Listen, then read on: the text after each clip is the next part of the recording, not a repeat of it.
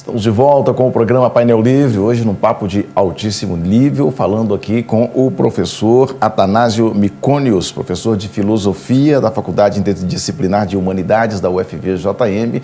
Estamos debatendo o conflito entre Estados Unidos e Irã, essa confusão no Oriente Médio e que isso pode afetar aqui no Brasil. Então, professor, esse conflito está longe de acabar? Longe. Muito longe de acabar, porque se nós formos pragmáticos, a gente tem que entender o seguinte: estão longe de acabar as reservas petrolíferas naquela região, certo? Toda aquela região produz petróleo em grande quantidade. A Arábia Saudita ela tem a segunda ou a terceira maior reserva de petróleo do mundo. Não é hoje o maior produtor diário. Os maiores produtores diários de petróleo no mundo hoje são Estados Unidos, Canadá e Rússia, por incrível que pareça. Olha só. Mas com 10 bilhões e alguma coisa de barris de petróleo por dia, o Brasil produz 2 e alguma coisa. Irã, Arábia Saudita, Iraque também produzem mais ou menos algo em torno de 4 a 4,5 bilhões de barris. Quer dizer, estão longe ainda da produção russa. Evidentemente que existe um outro componente também que nós não podemos deixar de levar em conta, que é o fato de que existem interesses em torno da guerra. Não só em torno do petróleo ou em torno da questão puramente geopolítica, mas em torno da guerra mesmo, né? Existe o que a gente chama de deep state, né? Esse estado mais profundo norte-americano, né? Do governo norte-americano, e que tem os chamados falcões. Esses caras, eles têm uma ligação direta, estreita, umbilical, visceral com a indústria de armamentos, que é a que sustenta, de fato, né, a economia norte-americana. Em 2019, só para você ter uma ideia, os Estados Unidos despenderam, né, com dinheiro de recursos do próprio contribuinte, 40% de tudo que se gasta em termos de armamentos no mundo. Só para você ter uma ideia, os Estados Unidos hoje têm no mundo 736 bases militares. Então é uma economia, né?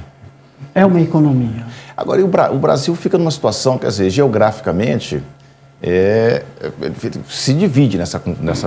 Tem a questão econômica, do comércio com a China, com o Oriente, com a Europa, e você tem a posição geográfica do Brasil, né? Como é que o Brasil fica nessa história?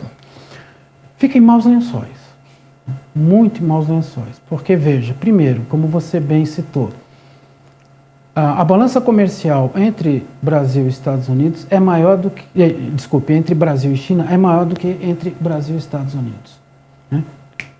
Muito, né? Muito, vai longe. Os interesses econômicos pesam, né? Mais do que os interesses ideológicos. O problema do Brasil agora é que o Brasil rompe com uma certa tradição, né, de política internacional e de relações exteriores, que era sempre da conciliação, do diálogo, né, e da mediação. Sempre foi isso. O Itamaraty sempre teve esse papel e, de certa forma, sempre foi reconhecido como alguém que conseguia juntar as partes, negociar, dialogar, né, trazer o conflito para uma mesa de discussões. Isso parece que acabou. Agora, quais são as verdadeiras consequências para isso? Eu vejo muito mais consequências econômicas do que consequências geopolíticas, num primeiro momento. Se o conflito se acirrar, né, como o nosso petróleo agora, os nossos combustíveis são cotados em dólar, né, dentro de uma cotação e de uma oscilação internacional, nós vamos sofrer, em primeiro lugar, isso, né, as consequências disso.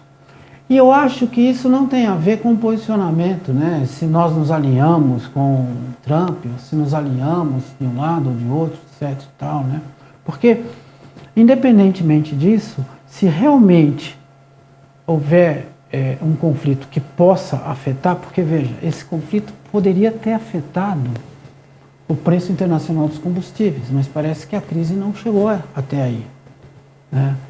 Então, a turma está meio que segurando também os preços, né?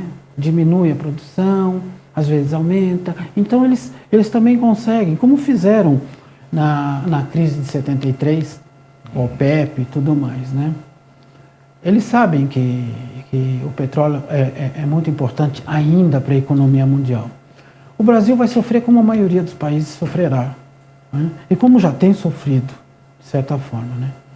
Eu penso que é equivocado o posicionamento de um alinhamento assim, canino, né, com os Estados Unidos nesse ponto. Sair da linha, né? Da linha tradicional do Itamaraty, que sempre foi muito reconhecida. Sempre foi reconhecida nesse ponto, né? Até porque a gente também tem que entender o seguinte: o Brasil não é uma potência que pode sentar no Conselho de Segurança da ONU e dizer eu quero isso, eu quero aquilo, porque quem manda realmente, né? Quem manda ou quem dá as cartas na ONU é o Conselho de Segurança nesses aspectos. Você pode ter Assembleia Geral, você pode ter pronunciamentos, você pode ter posicionamentos de representantes, embaixadores e até oficialmente dos estados que representam, mas nessas questões, quem realmente dá as cartas é o Conselho de Segurança. E agora, ainda mais, porque nós temos dois grandes atores, né? Porque antes a coisa ficava muito sob o domínio, vamos dizer assim, político, né? Hegemônico dos Estados Unidos. Mas agora, com China e Rússia, a coisa fica mais difícil de você sentar e negociar. E alinhados, né? E alinhados. E alinhados. Porque a Rússia, a Arcone, tem um projeto chamado Eurasiano, né? O projeto da Eurásia. A China se voltou, desde que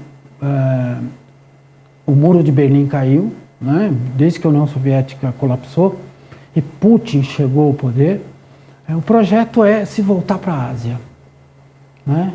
E garantir todas as alianças possíveis. O pé no sapato da turma lá, você bem, assim, tentar ser um pouco mais objetivo, o pé do sapato ainda da turma ali é a Índia. Porque a Índia pende de um lado e de outro, de um lado e de outro, né? Ela, tradicionalmente, ela nunca assumiu um alinhamento mais contundente, né, com essa turma que eu falei, China, Irã e Rússia, né? Ela pende mais para a Inglaterra e mais para os Estados Unidos.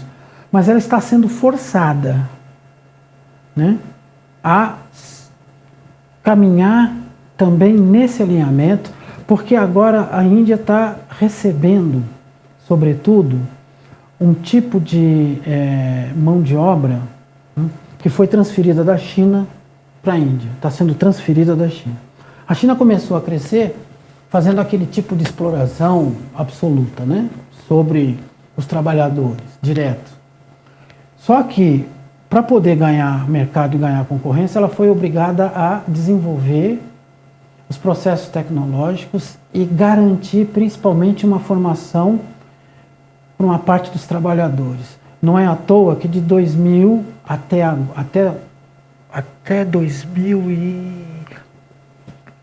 até 2018, ainda a China saltou de 5% da população de classe média para 35%. Isso é um salto, em 19 anos é um salto gigantesco. Né? Então o que ela fez? Ela transferiu, né, essa produção mais barata, de exploração, né, mais contundente, para a Índia. Então a Índia está entrando nesse processo que a China estava, né?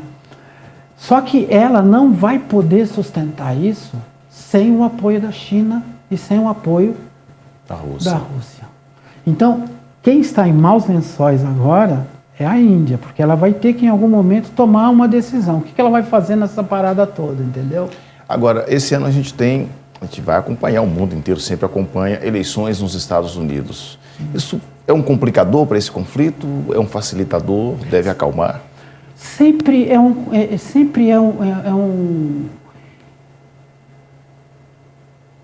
um elemento complicador, né? Vários presidentes norte-americanos foram para a guerra para tentar segurar a eleição. Nixon fez isso, o Bush pai fez isso, o Bush filho fez isso. Né? Eles têm essa verve de querer mobilizar a população e os eleitores em torno da guerra, porque é isso mesmo, né? Os Estados Unidos hoje são uma nação voltada exclusivamente para a guerra. É o país da guerra, né? É o país da guerra. Não consegue ficar uma década sem se envolver numa guerra. Né? Ele não consegue porque a economia norte-americana vive em função disso. Agora, pode ser facilitador para o Trump, mas pode também ser um complicador muito grande para as pretensões de Trump, porque ele está passando por um processo de impeachment no Senado. Se bem que no Senado ele tem mais apoio, tem maioria. Mas quanto mais isso se arrastar, mais pior, o desgaste. mais o desgaste. Acho que a intenção dos democratas é justamente arrastar. Sabe que perde, mas desgasta. Você tem um desgaste contínuo, permanente, mas tem um detalhe também. O Trump não perdeu apoio daqueles que votaram nele. Ou seja, ele continua praticamente com os mesmos índices de aprovação. Veja, isso mostra um fenômeno muito interessante. Quer dizer, quem elegeu o cara, quem elegeu o Trump, continua apoiando ele, mesmo com todas as medidas do seu governo. Então é algo para se estudar, né? Por que que os Estados Unidos mergulharam numa crise? Que quem votou no Trump foram os trabalhadores, aqueles que se sentiram traídos, inclusive, pelos democratas e por Obama. Entendeu? Como pode, né, um país que vota 2 vezes, elege 2 vezes, né, o primeiro presidente negro dos Estados Unidos, dar uma guinada e votar num candidato republicano de extrema direita? Como é que se explica isso, né? Essa viragem, assim, né? Essa mudança de quase 180 graus. E o empresário, né? Isso é pegar aí nas teorias marxistas, né? A guerra de classe, o empresário de um lado, o trabalhador do outro. Né? Quer dizer... Exato. Mas aí também tem uma coisa. O Trump, ele não... ao que me parece, ele não agiu deliberadamente, né? Porque a ordem, ele reconheceu isso, a ordem partiu dele, de matar o general Soleimani. Uhum. Ele fez isso porque alguns conselheiros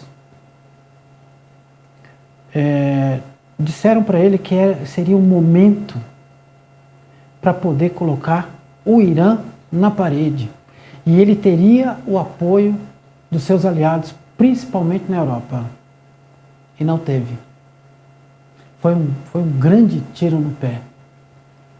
Bom, professor, a gente está em cima da hora. Acho que é um assunto que é tão gostoso a gente falar, né? E até tão importante para a gente debater. Mas eu agradeço muito a sua presença aqui. Né? Acho que esclareceu bastante. Tivemos a oportunidade de entender bem mais, de uma forma mais profunda, o que acontece nesse conflito.